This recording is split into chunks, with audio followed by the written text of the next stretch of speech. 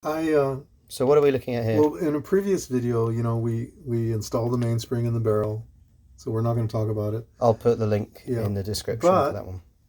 first wheel we're going to have here is going to go down on our main plate, and this is the great wheel. So you had those wheels set up in an order off to the side there. I did. Is that size order? Yeah, kind of me knowing what the order is. So hang on, which was the first one you just put in? I don't mind. Here. No, I can see it. Barrel, great wheel 1, yep. 3rd, 4th, and 2nds, and escape. Gotcha, okay. But this one here, the great wheel is tucked under the barrel. So it's got to go on first. Yeah, we'll do that. Now, I'm going to lubricate the barrel. So, when we did our practice videos, we didn't lubricate, but today we're going to lubricate. So hang on, let me and I'm catch going to use an ever so slight amount of lube on the barrel. Just freaking little bit of HP. We're going to gently drop him on there, right there. And I'm sure somebody in the audience is going to say, "Oh, I see a smudge." So we'll get that smudge off so you're all happy. Yeah. So you're, what are you taking the smudge off with? Just a little bit of putty? Yeah, with my Rodico. That's it. So now we have the barrel on top of the great wheel, but we still have 1, 2. So you're now grabbing the next one? Which is number 3. We were talking about tweezers in the previous video. You're using your brass tweezers again for this? They're actually brass and copper. Okay. Bronze, sorry. Sorry, bronze. But either way. So you're dropping that on. And I'm at an angle there, so there's a jewel down in there. So why are you putting it in at an angle and not dropping it straight in from above? Just to reach in. I'm reaching in. Okay. Giving myself a view. Now I've done this enough times where I can see that the pinion and its pivot are in the hole. So we're in. And then I got You're grabbing the next one, which is the 4th and the 2nds. And I am going to put this one in at an angle only because I don't want to get any lubricant on. And I'll show you what I mean. Clean that off. But I'm going to use my finer oiler. Yep. And I'm going to pick up a little bit of synthetic. So that's the red, this oil here, this is your synthetic. The red one is the HP, high pressure. Okay. This is your fine oil. And it's synthetic. And there's a... And where is that oil got to go on this wheel? Right on this friction point. There's a little shoulder here. Yeah. And hang on, is that the shoulder where the teeth are? No, I'm holding the teeth. Gotcha. Right here, where the oiler point is, yeah. there's a shoulder where that pivot rides. And I lubricated the friction point. I get it. So when it's spinning, gotcha. So that bit closer to the center. Yeah, is so the bit now we're talking about how I want to not get any of this oil lubricant on anything else on the 3rd wheel. So I'm going to cock it over a little bit. So you're doing it at a slight angle when you put it in. And there is not going to be any oil spread because I did it really carefully. Yeah. And I'm happy. So we have 1, 2, 3, 4. So there's one more to go. And that's... Everything else will get lubricated later. By later, I mean in a few minutes. Now this final wheel going in, this is the escape wheel. This is your escape wheel. Okay. Now, and that goes in underneath those other two, is that right? It's kind of tucked under, yeah. Now I'm going to put the barrel bridge on. Hang on. Just to stabilize everything and get it out of the way. Okay. So this is known as the barrel bridge. Oh, that's interesting. So when I try and do this, it's all over the place. But you've just kind of laid it on and let it find its own... Well, I kind of knew where it goes. Maybe it's because I always work with older But for your edification, I'm going to take in... I just showed you how to lay it. Yeah. But now I'm going to lubricate with the HP. And which... hang on a sec. Is the red one. Yeah, so you're using the red, and where are you lubricating? Right where the arbor of the barrel rides on the barrel bridge. See this hole? That's your bushing. Gotcha. And I'm just going to do this again. Drop it on. and just let it settle down, and we're all set. Nice. Now, I will put the screws on, but for right now, I want to show you. See, he's not going anywhere. I'm not taking it at You're not swinging it around on a wrist. It's not gonna. It could fall off, but my point is we're gonna move to getting this one on, and this is the one where the more practice you have, the better you get at it. The more you can just drop it vertically, and she will just settle down on all of its pivots. So what are you doing just now? Just set it down gently. Bang. Now hang on. So we put the train bridge on, and I can see the pivot of 2, the pivot of 3, and now we're going to make sure the pivot of 4. Now I'm going to get any oil off my oiler. So you're cleaning the oiler up. I'm sure that Rolex is rolling over in his grave, me using the same oiler. What is the grey squishy stuff you just dropped the oiler into? Rodico. It's just putty. I got Rodico in here to clean with, but guess what? Right. So you're just checking. I set that bridge down, and I didn't have to shimmy anything. See that? So you're now checking that the wheels are all moving okay? They all know. What I'm saying is I set the bridge down, and all the pivots lined up without any playing. There was no playing on this one. Do you find that a more modern watch behaves better for that, whereas, say, a watch you're working on that's 50, 60 years old requires more fettling? Yeah, and it's almost like, yes, all of the above. So, for instance, if you were relatively new to this, if you wanted to avoid going insane, you should be practicing on a relatively new movement. Very good point. Guess rather what? than like an idiot like me would say, hey, it's a 1950s watch, what could possibly be difficult about that? And I'm going to tell you the story that you're going to like. So when I went to watch school, the instructions for the first class were bring a working American pocket watch. And the idea was they were going to teach you the basics of the pocket watch. And there was like 12 guys in the class. Well, guess what I did? I took an ETA 6498 17 jewel movement, which is a pocket watch style movement. The other 11 guys in the class took a antique American pocket watch that wasn't running. Well, the instructions... Well, hang on a second. If you're trying to learn how something works, the last thing you're going to want to do is work on something that doesn't work to learn how it works. You're not kidding. So these 11 guys brought watches... That don't work. That don't work or barely work. And it's like saying, I'm going to teach you how to be a vet. Here's how to check the blood pressure on a cat.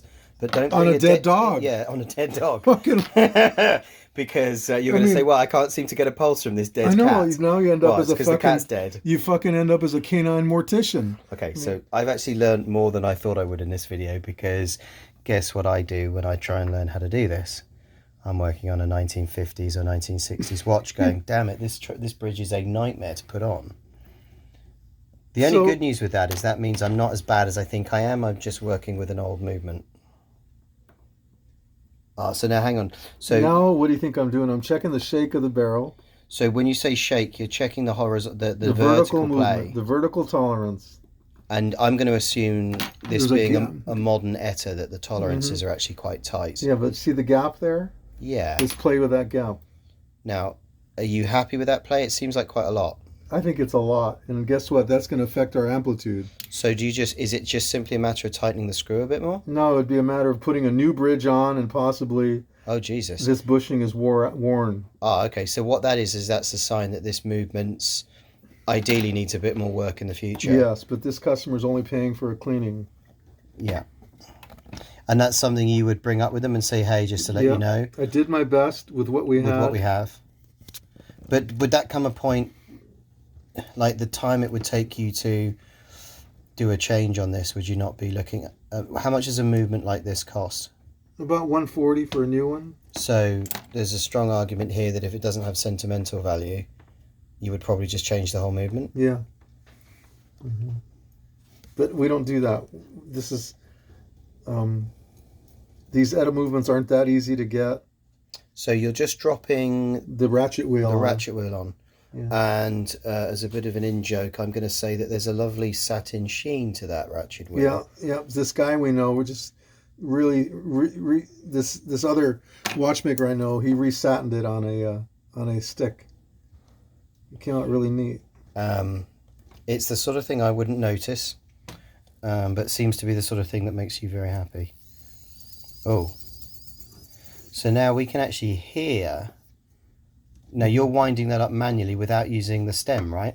But we're gonna use it. We can do it too. There's two ways to do it. There's something very satisfying about that. Yeah. And so what you're checking for as you wind this up is freedom of the train. And what I don't notice here is that I've got inertial kickback on the escape wheel. Mm-hmm. And if it kicks back a little bit, it tells me it's pretty free. Mm-hmm. And I like the amount of freedom we have. We could have a little more, but we're going to double check all of our shakes. So again, you're just going to go back over the wheels. Yep, I'm going to go back and make sure that we have a little bit of microscopic wiggle room. And basically, there's nothing we can do about whatever it could. Obviously, a brand new watch would run better. Now I'm looking at all the wheels, and I'm watching how they spin and that there's nothing rubbing. And you can also hear it. As in, if it was rubbing, it would sound slightly different to that. Oh, then it wouldn't run. If one was rubbing, the thing would stop. Yeah. It's making a lovely little, almost like a whine noise. Yeah, so now we're going to put the pallet fork in. Okay, now the pallet fork is super fiddly, right? Can be, but we haven't had to fiddle much today. Oh, there's famous last words. Yeah, well. Let's get the pivot in there like you're supposed to be. Let's grab that. What magnification are you using on your eye at the moment? Is that the 4 or 5? That's the 4 or 5. Yeah, because I'm blind. Yeah. I don't know if you know this, but I'm so short-sighted. I can take my right contact lens out and work perfectly on a watch with my contact lens out. I'm about a -10 in my right eye, so I guess in Victorian times I would have been the perfect watchmaker. Well, we have yet to make a perfect watchmaker out of you. So I'm going to take my... Well, I've got a watchmaker's eye. I'm going to take my loop here. I haven't got a watchmaker's hand. I'm going to take my loop here and my higher part loop. So you're switching to your ×10 just to check that the fork's sitting properly? That the pivot of the pallet fork is sitting in its jewel. Yeah, because you basically got this kind of fork shape with 2 jewels on the end, and it's bouncing around back and forth slightly, oscillating. How do you know that it's sitting nicely and that you're happy? When the pivot comes through the jewel, which it hasn't yet. It's a little fiddly right now. Is that what you... Yeah, this is one of the little jobs that terrifies me. Yeah. Well, I'm not going to behave as if I have an extra fork.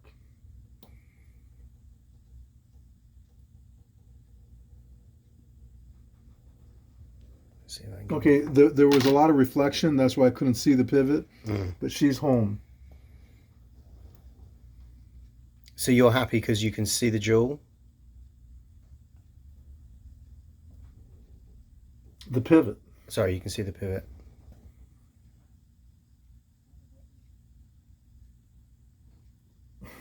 I'm not happy yet.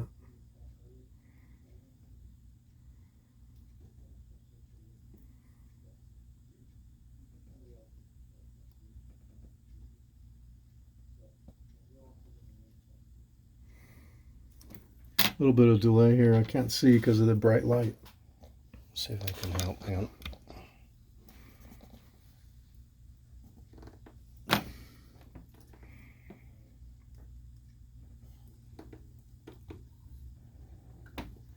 So you're just unscrewing one of the screws? No, I put the screw in, not loose, just to stabilize the bridge. Gotcha. And now I'm just going to play here.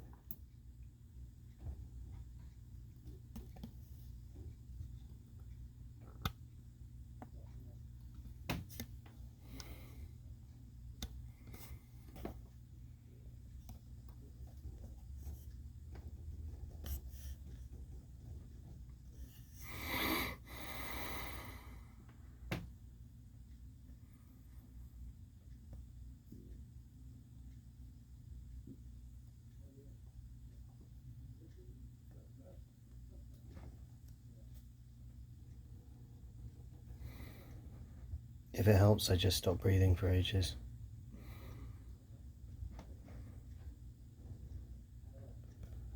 And this feels like one of those jobs where you stick We your can always tongue out. edit this section, right? No, I think it's important to see that these things take time.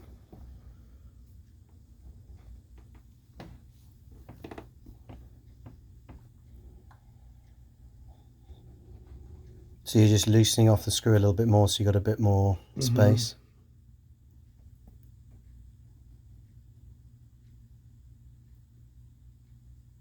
It's in there. It's just a lot of reflection and Yeah. throwing me off. So now I'm winding up the watch. Okay, so let's go and have another look again. And I'm just going to test it to make sure I wasn't in trouble. But you've got a couple of screws on basically holding it together, right? So it's not just... Yeah, but we're good with my snap. Cool. So I'm going to go ahead and put all our screws on now. Now, when you say good with the snap, that's to do with The pallet fork snapping back afterwards? impulsing back and forth, and it's banking. Yeah. Gotcha. Yeah. Let's see if I can move it a bit. There we go. I'm going to grab a couple screws here. And I need a... So this is just now about tightening up now the train bridge and the barrel bridge? We're buttoning up, yeah. Yeah. Yeah. So I'm putting in the other screw for the... It's interesting, pallet. Can you see? Yeah, when I've done this, not well, I've always done the kind of, you put one bit in, screw it up completely before you even start the next bit. What I notice here today is you've basically got the train bridge and the barrel bridge on, and you've waited until you're happy before doing them both up. Yeah. Yeah. I think because I'm a novice, I always have this kind of I got to that bit and the screw's on, so I'm safe at that stage kind of mentality. But what I see here today is that you're actually putting the odd screw on just to basically hold it, but you're checking you're happy in a much more holistic way. So you're now putting a hairspring on. Mm-hmm. And from memory, that's the balance wheel as well, is that right? This is the balance assembly. Balance assembly, that's it. And to me, again, this is a very fiddly job because I'm terrified of the hairspring. And in another video, I'm going to come clean and admit that I trashed a hairspring that I'm embarrassed to show you. Oh, that's funny. No, don't. It's a Gerard Perregaux as well. You went probing? Well, that reminds me of my friend. Let me tell you very quickly what I did. I screwed it up with putty. I don't know if I want to hear. No, that. I screwed up with. It's going to make you so angry. It was a putty screw up. The putty stuck onto it and then pulled the whole damn spring into like, it looks like spaghetti now. Well, my partner in the invention is a surgeon, and he plays with watches. That makes sense. They've both got a heartbeat. And he calls me up when he's in trouble. And I keep telling him, stick to surgery. And I'll stick to watches. You know what we could do? I said to him, you don't see me fucking drilling people's ears. Well, yeah. I tell you what, it gives me an idea for the podcast that we could have a confessional. Forgive me, watchmaker, for I have sinned. That's awesome. Yeah, we're going to do that. So people can just either write in. Okay, balance assembly's in. Now, hang on a second. So balance assembly's on. You made that look very easy. From memory, that's just one little screw, isn't it? That then you tighten up to hold it on. Okay. So why have you flipped it over? What are you looking for? Well, we want to lubricate the jewels from the other side. Mm-hmm. So again, in my mind, I felt like every wheel that goes in, you're lubricating as you go. But what I've noticed today is that a lot of the time, you're doing the bulk of the lubricating right at the end. Right, but the most important lubricating we're going to do right now is the pallet. And we have to get this off right now. So when you say this, what are you taking off? I'm just taking off the... There's like a plate on the other side, is that right? Let me get this right. Okay, so... So you're undoing a screw. So what are you taking off? Is that... I'm taking off the retaining plate for the day wheel. Because it's kind of in the way? Yeah, I didn't disassemble this. I was just showing you how to put the bridges on and lubricate. So for right now, I'm taking this off because we're going to show you how to lubricate the pallet. So so you're now having to take a few bits off the other side in order to get at the bit you want to lubricate. And what lubrication are you using on it? Well, in this particular case, the watch has a hack stop right here. Here's your hacking stop. Okay? And it's not in there. So what we're going to do is, how do we stop the watch? Can you pull the stem out? No. Oh, because it doesn't have a hacking stop. So I've disassembled that section. So now... Could you pull out the little spring on the mainspring barrel? Nope. None of that. Nothing. So what we're going to do is, first off, the watch is running really slow. But... Is that just a lubricant issue? Yeah. So we're going to take a little piece of Rodico.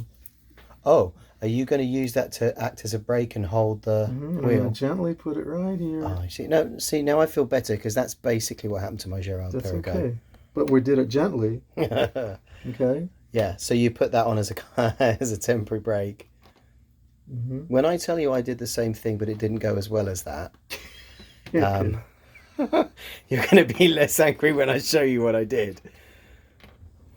Now I have to position this jewel.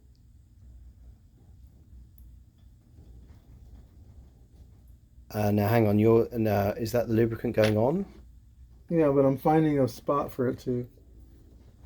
I need that jewel exposed by an. I have to adjust here. I need the jewel in an out position. Gotcha. Which we are at. And now I'm going to hold this movement. Okay, now can you see? I'm gonna let you have the angle. And I'm going to go ahead and lubricate that pallet jewel for you. I'm going to come in super close just so they can see generally. As long as I can get that little oiler in there. With the idea here is that nobody shows you how to do it or when it's done. So now I'm going to bring my oiler very close to me, and I'm going to pick up some pallet grease. Now okay, so hang on, you're using pallet grease? Mm-hmm. Huh.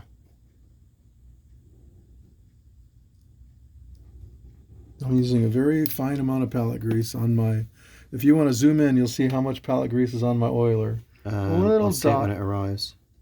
Oh, hang on, let me come across to you. Oh, yeah, I can see the dot on the end. There you go. That's as much as I got on there. Okay. And now, I don't know how you're going to manage this camera. Hang on a sec, let me chase you. You bring that baby in, and I'm going to stick this... Yep. Can you see? I'm going to rest this thing on here. Okay, I'm going to watch. And I'm going to go in there. Yeah. Just like on Operation. Oh, wow. Just keep coming and see if I can get you to... So you're going in there.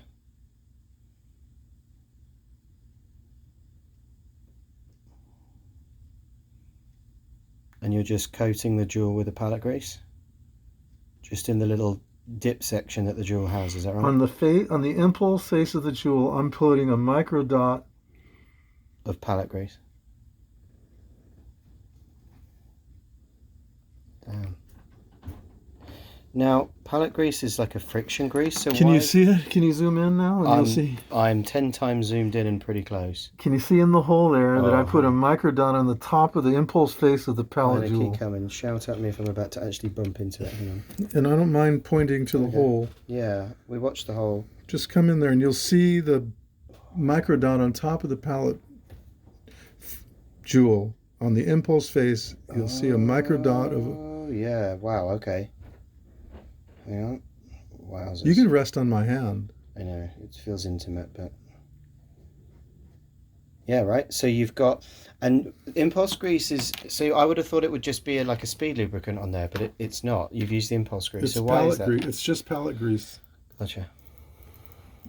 It's designed for that. Now we're going to let it run through. And what do you mean by run through? You know, like lubricate through to all the escape teeth. And Let's see what happens.